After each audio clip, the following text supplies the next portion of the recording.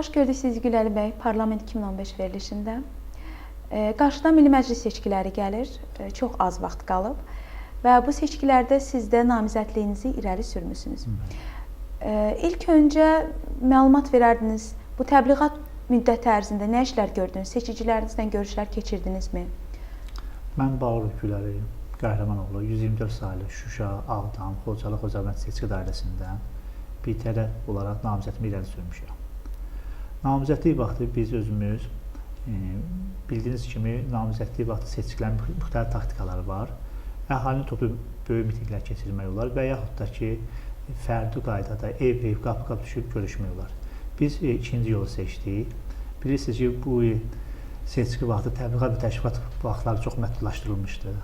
Televizorda, ictimai televizorda görüşmə vaxtı məhdud verildiyinə görə, icazə olmadığına görə biz özümüz məcbur qalaraq fərdi şəkildə vətəndaşların, əhalinin daha çox toplaşdığı yerlərdə görüşlər keçirdik. Bu görüşlər zamanı və yaxud bu təbliğat zamanı hər hansı bir təzyiqlərə məruz qalmısınızmı? Hər hansı bir təzyiqlərə məruz qalmamışıq. Vətəndaşla görüşdüyümüz zamanlar sadəcə əsas problemlər nə idi? MSK tərəfindən bizə göstərən bağlı yerlər çox az sayda idi. Bildiyiniz ki, buna əvvəlki seçkilərdə hətta namizədlərin müəyyən maddi yardım da ayrılırdı dövlət tərəfindən. Təəssüflər olsun ki, bu seçkilərdə onlar ayrılmamışdı. Və vətəndaşlarla biz məcbur qalaraq bizim bölgəmiz 124 saylı Şuşa, Ağdam, Xocalı, Xocavənd dairəsinin digər dairələrin çox fərqli xüsusiyyətləri var. Bildiyiniz kimi, ölkəmizdə bu məcbur qaçqınlar Azərbaycan bütün bölgələrində toplaşmışdılar və bizdə 82 dənə məntəqə yerləşir. Bunlar artıq 35-ə yaxın rayondadır. Ona görə biz məcbur qalaraq bunları daha çox toplaşdığı yerlərdə görüşlər keçirdik. Sizin seçicilərinizin demək olar ki, bütünlüklə işğal olunmuş ərazi əhalisidir. Yəni məcburi köçkün və qaçqınlardır. Siz onlarla görüşəndə onlar ən çox hansı problemlərindən danışırlar sizə? Ümumiyyətlə, bizim hamımızın, bütün Azərbaycanın birinci problemi Qarabağ məsələsidir.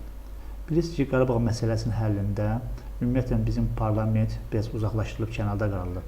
Mən bildiyim qədərlə 2001-ci ildə yalnız bir dəfə Milli Məclisdə bu Qarabağ məsələsi gündəmə gətirildi. Ondan sonra bir-iki dənə deputatlar qanun təklif verməsinə baxmayaraq hər hansı bir qanun təklifləri geri çevrildi. Ümumiyyətlə, yaralı yerimiz birinci Qarabağ məsələsidir. Daha sonra bunların sosial problemləri, ev məsələləridir, ümumiyyətlə, maddi banklarda olan kreditlər məsələsidir, yaşayış səviyyələridir və yardımlar məsələsi gündəmə gətirirlər. Siz özünüz Qarabağ problemini seçildiyiniz təqdirdə nə cür həll etməyi düşünürsünüz? Qarabağ məsələsinin birtərəfli olaraq tək yolu müharibədir. Bizim bilirsiniz ki, artıq güclü iqtisadiyyatımız var, güclü ordumuz var. 23 il danışıqlar heç bir səmərə verməyib, yeganə tək yolu müharibədir. Müsahibələrinizin birində belə bir cümlə işlətmişsiniz. Azərbaycan siyasəti yenilənməlidir, tamamilə yeni simalar gəlməlidir. Sizcə yenilənməlidir deyəndə, yəni Azərbaycanda yeni nələr olmalıdır? Ümumiyyətlə, ölkədə böyük bir kadr dəyişikliyi getməlidir. Kadr dəyişikliyindən sonra da sistemdə dəyişiklik olmalıdır. Yəni, bu ölkə bizim hamımızındır. Bu ölkəni nə bir Türk, nə bir Rus, nə Amerikanlı gəlib qutarmayacaq. Özümüz öz məsələlərimizi həll etməliyik. Bunun üçün də insanlar beziblər televizorda eyni simaları görməkdə, eyni siyasətçiləri görməkdə.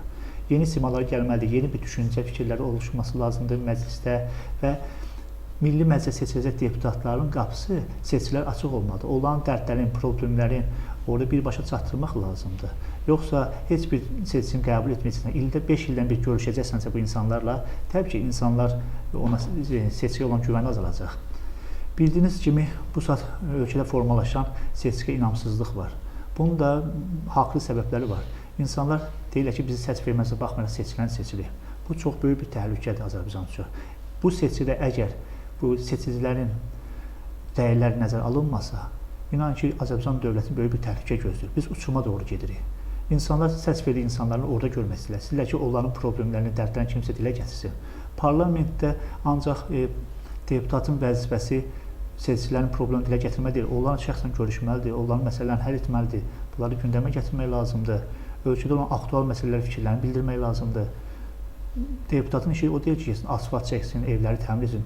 Deputatın işi odur ki, qanun layihələri hazırlasın. Qanun layihə hazırlamaq üçün deputatın özü şəxsən qanunları yaxşı bilməlidir. İctimai rəyi bilməlidir. Həmin müzakirə olan məsələ haqqında dünyada, Avropada gedən prosesləri, digər dövlətlər bu problemi necə həll edib, onların hamısını bilməsi lazımdır. O dairədən sizinlə bərabər bir çox rəqibləriniz də var və sizcə bu rəqiblər arasında bir tərəf olaraq həm namizədliyinizi irəli sürmüsünüz. Seçilmə şansınız nə qədərdir? 100% seçilmə şansım da var, 100% seçilməmə şansım da var. Belə deyərdim mən sizə, son aparılan sorğularda və anket məlumatlarında məlum olub ki, 3 dənə sorğuda birinci yerdə gedirəm mən hal-hazırda və əhali arasında aparılan sorğuda da birinci yerdəyəm. Bir sorğuda ikinci yerə çıxmışam. Yəni, mən özüm də bütün bu məntəqə sədrlərinə məlumat göndərdim. Dedim ki, əgər seçki vaxtı, seçkidən qutudan çıxan səslər, əgər reallığı əks etdirməsə, mən cənab prezidentə, baş prokurorluğa, Avropa İnsan Hüquqları Məhkəməsinə belə gedəcəm. Öz broşurlarınızda belə bir şüar qeyd etləmisiniz. Qaçqın ləkəsini üstümüzdən götürək. Nə üçün qaçqın olmağı ləkə kimi hesab edirsiniz? Bilirsiniz, hər insanın bir alın yazısı var. Mən qədərə talih inanan insanam. Bizim Azərbaycanda çox mərd insanlardır.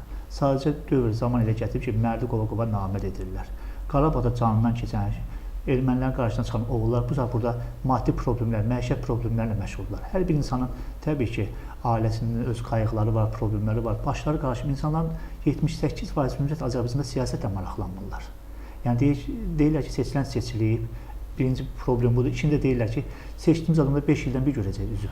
Ümumiyyətlə, insanlar seçkiyə gətirmək lazımdır. Bu mühiti öz əleyhimizə çevirməmiz lazımdır. Bu inamsızlığı nə ilə qırmaq olar? Bu inamsızlığı, baxın, 1941-45-ci ildə insanlar hər yerdə Stalinə deyib qabağa gedirdilər.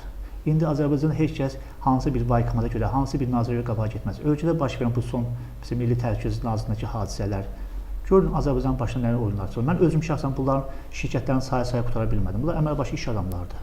Sonra deyirlər ki, yerlər niyə bağlanır? Bunlar düzgün yerə təyin olunmuyor. Hər kəs, hər bir kadr öz yerində olmalı. Milli Məclisdə müğənnilərin, aktyorların yeri deyil. Milli Məclisdə hüquqşünaslar olmalıdır, iqtisadiyyatçılar olmalıdır, aqronomlar olmalıdır.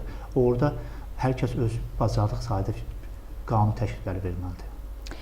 Nə üçün düşünürsünüz, təhlükəsizlik orqanları üzərində parlamentin nəzarəti olmalıdır? Bütün ümumiyyətlə, təkcə təhlükəsizlik orqanlarına söhbət getmir. Bütün nazirliklər üzərində parlamentinin nəzarəti olmalıdır. Yəni, özbaşınalıq olmamalıdır.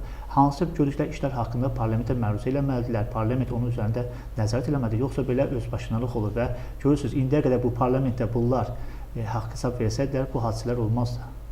Siz də seçicilərinizlə görüşəndə vədlər verirsiniz? Bilirsiniz, ümumiyyətlə, hər bir namizəd görüşdüyü zaman müəyyən öz ideologiyası platforması var. Bizim platformada müxtəlif şəkildə məsələlər həll olunur. Məsələn, Qarabağ məsələsidir, bunların sosial maddi vəziyyətin rifahının yüksəlməsi məsələsidir. Mənim şəxsi düşüncəmə görə bizim dairədən 6 dənə namizəd var.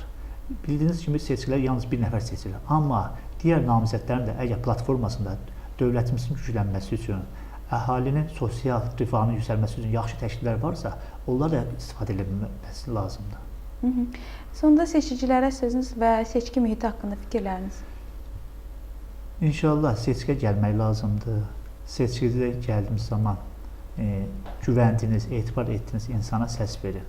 Seçkilər düzgün keçirilərsə, inanıram ki, sizi orada seçəcəyiniz insan da sizi doğru şəkildə təmsil edəcək. Özümdən sonra bütün namizədlərə də uğurlar arzulayıram seçkidə. Çox sağ olun. Sağ olun.